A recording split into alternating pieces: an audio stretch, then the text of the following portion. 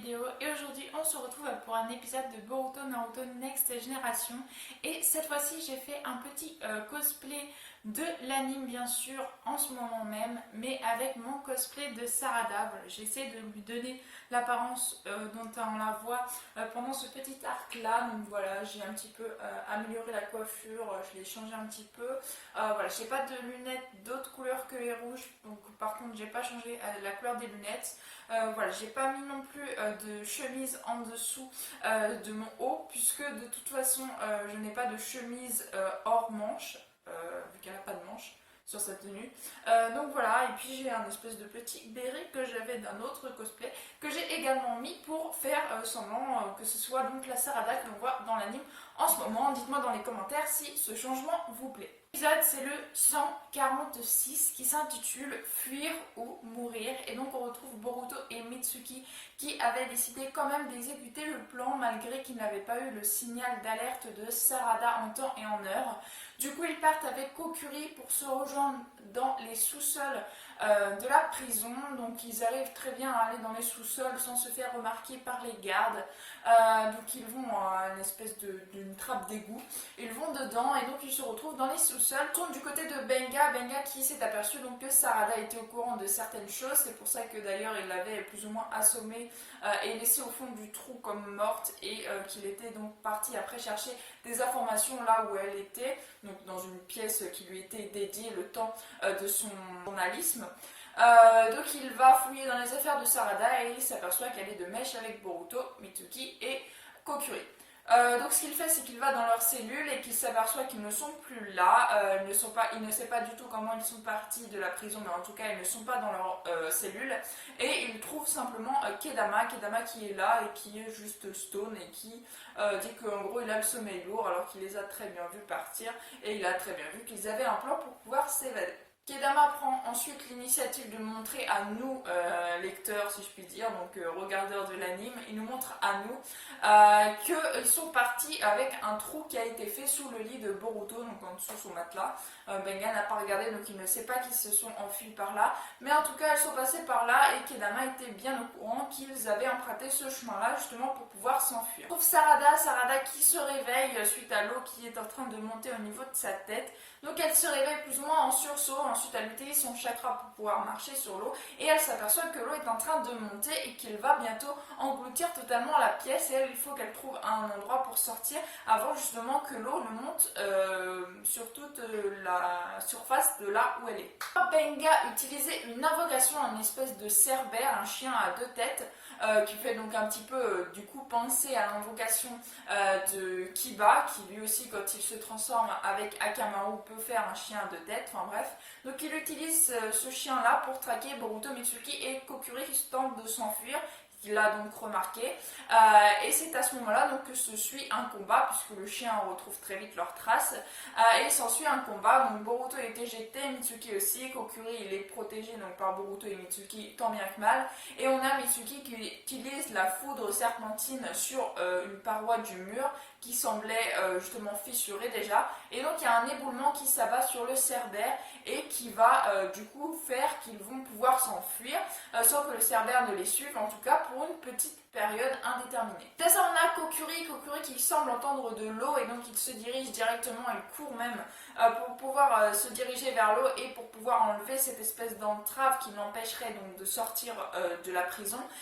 et également qui lui permettrait d'utiliser ses techniques ninja, parce que c'était un ninja, donc de base il doit avoir quand même des techniques. Malgré qu'il a l'air vraiment très adroit, mais c'est un ninja donc il doit avoir des techniques, et puis même pour sortir de la prison il a besoin d'enlever cette fameuse entrave. Donc ce qu'il faut, c'est qu'il se dirige vers l'eau, mais ils s'aperçoivent que l'eau est en train de disparaître, donc il n'y a plus du tout d'eau. Benga a fait en sorte que justement la valve que Sarada avait activée soit désactivée pour pas que l'entrave puisse sortir de Kokuri et qu'ils puissent eux-mêmes sortir de cette prison. Donc ils sont pris au piège et Kokuri perd tout espoir. Bien sûr Boruto et Mitsuki sont pleins de ressources, donc ils rebroussent chemin et essaient de se rendre quand même à la sortie donc de Ozuki. Donc du côté de Sarada où on aperçoit qu'elle est sauvée parce que bien sûr l'eau commençait à la remplir, à remplir à la salle là où elle se trouvait, et elle est sauvée par Kedama qui est venu la sortir de l'eau parce que lui il est là depuis plus longtemps et il avait voulu s'enfuir à son tour quelques années auparavant. Du coup il connaît beaucoup de facettes de la prison et il savait comment s'en sortir, donc il a été sauvé Sarada et il lui a même donné un raccourci qu'elle puisse rejoindre ses camarades, et il lui dit que c'est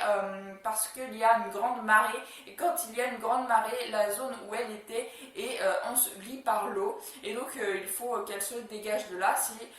elle ne veut pas justement finir noyée. Ça, ils sont donc à la fin, mais il y a Kokuri qui essaye de sortir mais qui n'y arrive pas à cause de l'entrave, et on a bien sûr le Cerbère et Benga cette fois-ci, tous les deux qui font leur apparition et qui doivent donc combattre Boruto, Mitsuki et Kokuri. Donc Boruto Mitsuki essaye tant bien que mal là encore de se débarrasser du Cerbère et de Benga en plus. Et on a Sarada qui arrive par-dessus le marché et qui dit que elle sait comment sortir de là en toute sécurité, que Benga ne lui fait strictement pas peur. D'ailleurs Benga est très étonné que Sarada ait pu se sortir justement de cette fameuse prison, puisqu'elle était assommée, elle était dans un trou et puis il savait très bien que l'eau allait monter, donc il pensait qu'elle ne s'en sortirait pas, donc il est très étonné de la voir là, il ne s'y attendait pas. Et bien sûr Sarada utilise son chamallow sur le sol, ce qui a pour but bien sûr de faire monter l'eau qui était elle-même dans le sol,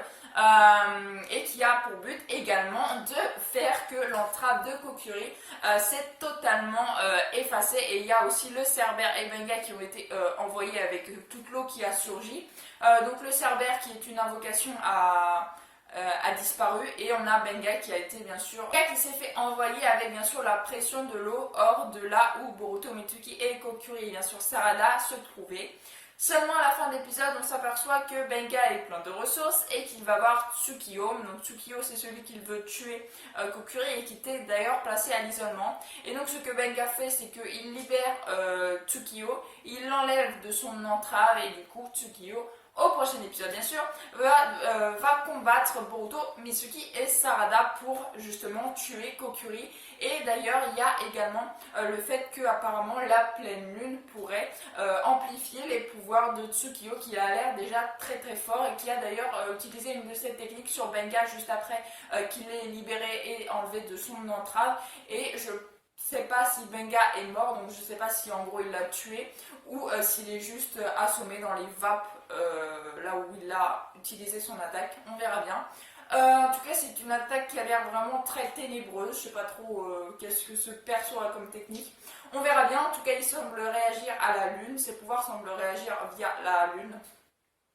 Et là, vu que c'est une pleine lune, il risque d'être surpuissant, mais ils sont quand même 3 face à lui. Donc je dis 3 parce que je compte pas tellement Kokuri, il n'a pas l'air très balèze. Voilà, donc en tout cas on verra bien au prochain épisode. J'ai plutôt bien apprécié cet épisode, c'était plutôt sympathique. Je suis contente de vous avoir donné un nouveau cosplay pour cette petite vidéo. Je pense le réutiliser d'ailleurs pour le prochain épisode, je verrai bien. Dites-moi dans les commentaires si vous préférez celui-là pour l'épisode prochain ou celui de Boruto en prisonnier, que je trouve vraiment pas tip top. Je trouve que celui-là